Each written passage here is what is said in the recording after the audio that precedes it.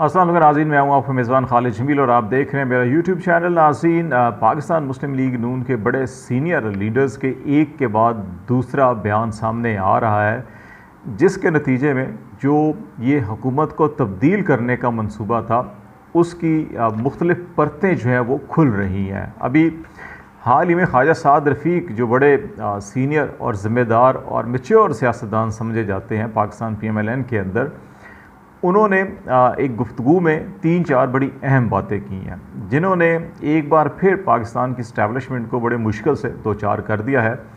और जो लोग ये बार बार क्लेम करते हैं कि वो पाकिस्तान में सियासी किरदार उनका नहीं है, वो न्यूट्रल हैं, इन बयानात से जो पाकिस्तान मुस्लिम लीग नून के सीनियर वज़रा एक के बाद दूसरा बयान दे रहा है, इसके बाद वो जो न्यूट्रल का बयानिया है वो कमज़ोर नहीं बल्कि वो दम तोड़ता हुआ दिखाई दे रहा है। और इसके बाद बाज़ लोगों का ये ख्याल है कि अब न्यूट्रल्स जो हैं वो भी एक नई जहत जो है कि एक नई पॉलिसी इख्तियार करने जा रहे हैं और उसके ऊपर काम शुरू कर दिया गया है और उसके ऊपर हम बातचीत करेंगे कि वो क्या है।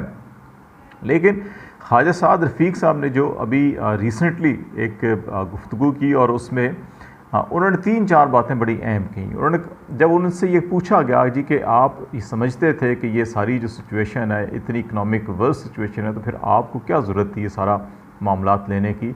तो उन्होंने कहा जी कि हमें जो बताया गया था क्या था कि एक ये जी कि इलेक्ट्रॉनिक वोटिंग मशीन के ज़रिए से जो नए वोट ऐड किए जाएंगे तो इमरान खान 2/3 मेजॉरिटी हासिल कर लेगा। फिर नवंबर में वो अपनी मर्ज़ी का आर्मी चीफ तकर्रर करेगा। उसके बाद फिर वो जुडिशल रिफॉर्म्स या अदलिया के अंदर जो अगेन पहले जो बात की जावेद लतीफ़ ने या खुर्रम दस्तगीर ने बात की थी कि बहुत से जज भर्ती किए जाएंगे, एहतसाब अदालतों में जजों की तादाद बढ़ाई जाएगी। तो वो इन्होंने कहा था कि अदलिया के अंदर जो है कि बड़ी ख़राबियाँ पैदा करनी थी इन्होंने।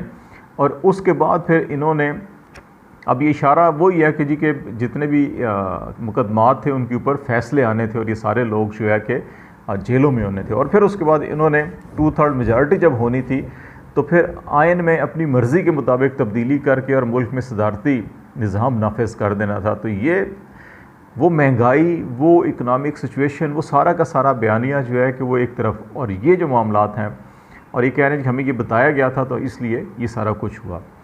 अब दो बड़े अहम सवालात पैदा होते हैं, यही जावेद लतीफ़ साहब कह रहे हैं, यही खुर्रम दस्तगीर साहब कह रहे हैं।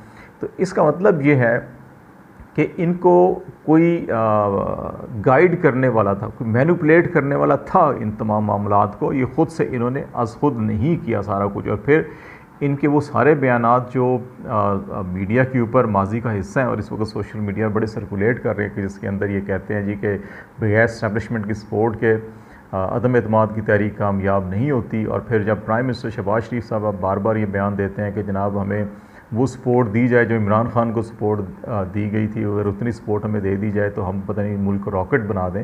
तो ये जो सारे मामलात हैं ये इस वक्त जो है कि साफ दिखाई ये दे रहा है कि PDM की हुकूमत और बिलखुसूस पाकिस्तान मुस्लिम लीग नून जो है कि वो अभी इक़्तिदार में तो आ गए हैं, लेकिन मामलात उनके कंट्रोल में नहीं और हर चीज़ उनके हाथ से निकल चुकी है। और अब वो अपनी ये तमाम जो बैड गवर्नेंस है, इकनॉमिक तनज़्ज़ुली है, महंगाई है, पेट्रोलियम मसनूआत की कीमतों में इजाफ़ा और जो भी सिचुएशन इस वक्त है, उस सारे का सारा मलबा जो है कि एक बार फिर इस्टेब्लिशमेंट में डाल के और एक साइड पे होना चाह रहे हैं। लेकिन अब हों किस अंदाज़ में कि इमरान खान ने अपना बयानिया इतना मजबूत बना लिया है, पब्लिक सपोर्ट इतनी है कि इलेक्शन में भी नहीं जा सकते, तो ये एक दर्द सर बन चुका है। अब इस सारी सूरत हाल के अंदर, इस बेचैनी, इस फ्रस्ट्रेशन के अंदर पाकिस्तान मुस्लिम लीग की हुकूमत जो है कि इमरान खान के ऊपर जो मुसलसल पै दर पै हमले कर रहे हैं, उनमें भी रिसेंटली दो चीज़ें बड़ी इंपॉर्टेंट हुई हैं। एक तो ये इमरान खान को जब से फ्लड आया कहा जी ये सियासत कर रहे हैं और सैलाब के अंदर ये नहीं जा रहे, लेकिन दूसरी तरफ इमरान खान जब सैलाब ज़दगान की मदद के लिए टेलीथॉन करते हैं तो फिर मीडिया को फ़ोन करके बंद करवाया जाता है कि जी कि इनकी टेलीथॉन को मत नशर किया जाए। और जो 2-4 चैनल दिखा रहे थे उनको भी केबल्स के ऊपर बंद किया गया उस दौरान जब ये टेलीथॉन दिखाई गई। अब पहली टेलीथॉन में कोई तकरीबन 3 घंटे की वो नशरियात थी और उसमें 5.5 अरब की कमिटमेंट्स आई और उसमें से कोई $3 अरब रुपए वसूल भी हो चुके हैं और जो बाकी $2.5 अरब रुपए वो जब ये इंसाफ फाउंडेशन जो है वो अभी यहाँ पे खैमे बनाना शुरू करेगी या फाइबर के घर बनाना शुरू करेगी, तो उस वक्त वो उसमें वो ट्रांसफ़र करेंगे।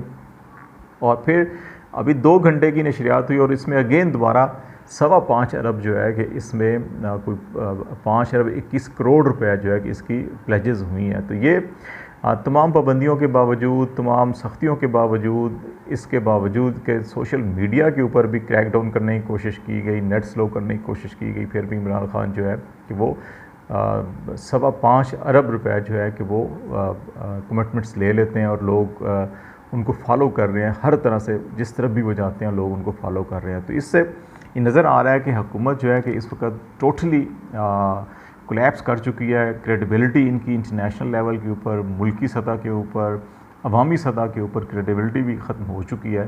तो ऐसी सूरत हाल के अंदर फिर एक और अभी 1-2 दिन से ख़बरें चलाई जा रही हैं जी कि अमरीकी साबिक सफ़ीर और जो सफारतकार हैं और CIA में भी कहा जाता है उनका बड़ा अहम रोल है, रॉबिन रफ़ेल के, उन्होंने जी बनी गाला का दौरा किया और इमरान खान से मुलाकात की है।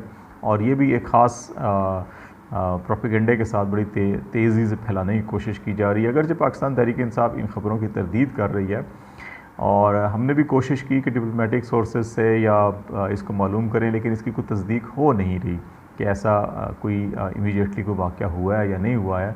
तो लेकिन 2 चीज़ें बड़ी अहम हैं। नंबर 1 ये है कि इमरान खान मुसलसल ये कह रहे हैं कि जी कि वो अमेरिका से ताल्लुकात रखना चाहते हैं, लेकिन डिक्टेशन या अपनी सरजमीन जो है वो किसी के ख़िलाफ़ इस्तेमाल नहीं होने देंगे। दूसरी उनकी पॉलिसी जो पाकिस्तान की स्ट्रिक्ट पॉलिसी है कि पाकिस्तान जंग में किसी का इत्तेहादी नहीं बनेगा, अमन के लिए तमाम कोशिशों का इत्तेहादी बनेगा। तो इस सारी सिचुएशन के अंदर अगर कोई सफारतकार मिलता भी है, राब्ते होते भी हैं, और हमारी इतलात के मुताबिक वाशिंगटन में इस वक्त सोच तब्दील हो रही है, वहाँ पे उनको एडवाइस किया जा रहा है कि इस वक्त जो पाकिस्तान के अंदर पब्लिक मूड है, पब्लिक सपोर्ट है, वो इमरान खान के साथ है, तो इस सपोर्ट का फ़ायदा उठाना चाहिए।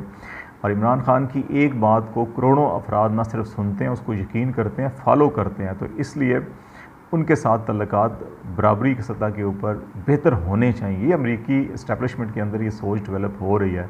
तो ऐसी सूरत में जहाँ पाकिस्तान की स्टेट पॉलिसी हो कि हम बराबरी की सतह पर तल्लुकात चाहते हैं, हम एक आज़ाद खुद मुख्तार रियासत के तौर के ऊपर तल्लुकात चाहते हैं, और इसकी रियलाइजेशन अगर वाशिंगटन में भी हो या वहाँ की इस्टेब्लिशमेंट में हो, तो ये पाकिस्तान की बयानिए की, या पाकिस्तान की लीडरशिप की बयानिए की एक्सेप्टेंस है। और ऐसी सूरत में कोई बेवकूफ़ ही होगा कि जी फिर भी हम जो है कि आपसे तल्लुकात नहीं करते। और इंटरनेशनल लेवल के ऊपर आपको ऐसी सुपर पावर्स जो सलामती कौंसल की, UN की मुस्तकिल मेंबर्स भी हों, तो आप उनको बिल्कुल बाइकआउट नहीं कर सकते। आप अपनी कंडीशंस को, अपनी शराइत को तस्लीम करवाते हैं और फिर उसके बाद तल्लुकात को आगे बढ़ाते हैं। तो ऐसी सूरत में अगर ये राब्ते हों भी, तो इसमें मेरा ख्याल है कोई ऐसी बात नहीं है। लेकिन PTI के ये सोर्सेज कह रहे हैं जी कि ये जिस मुलाकातों का हवाला दे रही हैं 3 साल पहले की हैं, ये जो तस्वीरें नशर की जा रही हैं, तो हमें इस कतई नज़र कि इस वक्त क्या मामला है क्या नहीं, लेकिन मेरा ख्याल है असल डेवलपमेंट है वो ये है कि अमेरिका के अंदर, अमेरिकी इस्टेब्लिशमेंट के अंदर रियलाइजेशन है कि मामला को ठीक करना चाहिए।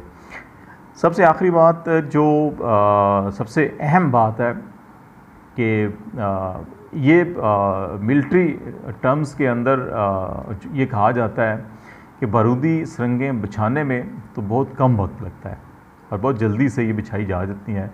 लेकिन इस वक्त जो सारी पाकिस्तान की सिचुएशन है उसके तनाजुर में ये बात कर रहा हूँ। लेकिन जब इन बारूदी सुरंगों को साफ़ किया जाता है, निकाला जाता है, तो फिर बड़ी एहतियात के साथ कदम फूंक फूंक के रखना पड़ता है कि कहीं फट ना जाए। इसमें जानी नुकसान का, इसमें सिक्योरिटी एहलकारों की, जो इस कानून नाफिज करने वाले इदारों के एहलकार बारूदी सुरंगें साफ़ करने में मसरूफ़ होते हैं, उनके ज़ख्मी होने, उनकी जान से जाने की खदशात भी होते हैं। पाकिस्तान की सियासी सूरत हाल के बारे में भी इस वक्त बहुत से लोगों का इस्लामाबाद में ये कहना है कि ये रजीम चेंज से लेके अब तक जो है कि इस सारे अमल को आप यही समझें कि कुछ बारूदी सुरंगें बिछाई गई थी, लेकिन अब वो बारूदी सुरंगें ख़ुद अपने लिए ख़तरा नज़र आ रही हैं, तो इसलिए अब उनकी सफाई का काम शुरू हो गया है। इसमें एहतियात से और बड़ा कदम फूंक फूंक के उठाया जा रहा है ताकि कोई बारूदी सुरंग फटे ना। अब ये वक्तन फ़वक्तन जो वफाकी वज़रा मुख्तलिफ़ बयानात देते हैं कि जनाब हमें तो ये कहा गया था, हमें तो ये धक्का दिया गया था, हमें तो ये बताया गया था, तो ये वही बारूदी सुरंगें फटने के इम्कानात या ख़दशात हैं जिनको बड़ी एहतियात के साथ डील किया जा रहा है। और वाक़फ़ान हाल का ये कहना है कि जल्द ही इन बारूदी सुरंगों का सफाया कर दिया जाएगा। अब तक के लिए इतना ही। खालिद जमील को इजाज़त दीजिए। अल्लाह हाफिज़।